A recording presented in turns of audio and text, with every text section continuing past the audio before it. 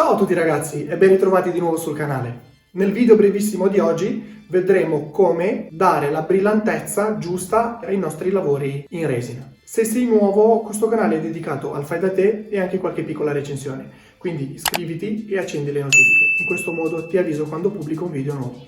Allora ti farò vedere 3 tecniche che utilizzo io spesso senza bisogno di troppi attrezzi.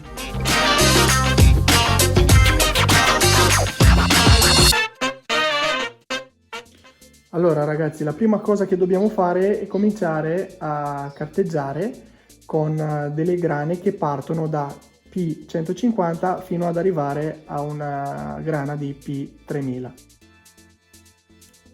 Tutte le volte che cambiamo grana e mentre stiamo facendo la levigatura dobbiamo sempre tenere umido, tenere bagnato, perché in questo modo la parte di resina non rimane attaccata alla carta. Comincia ad asciugarsi e si vede così.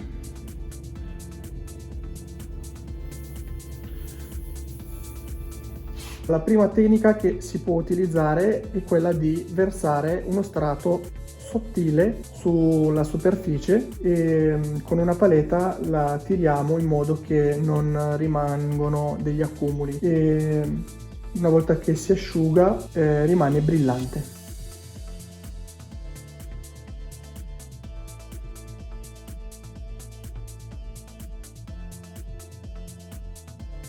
Un'altra tecnica che utilizzo spesso è quella di riuscire a usare una crema polish. Ci sono diverse creme polish nel commercio.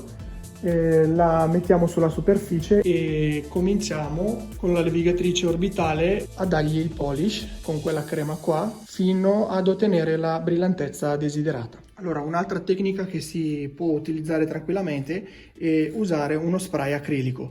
Quindi sempre dopo aver carteggiato con la P3000, noi dovremo cercare di dargli una mano con lo spray acrilico trasparente.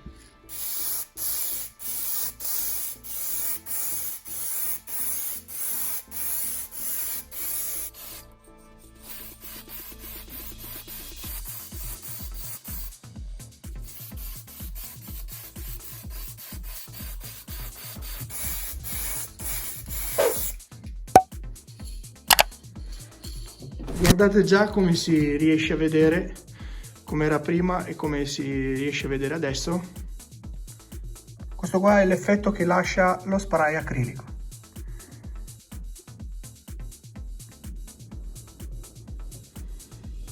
Brillante e trasparente.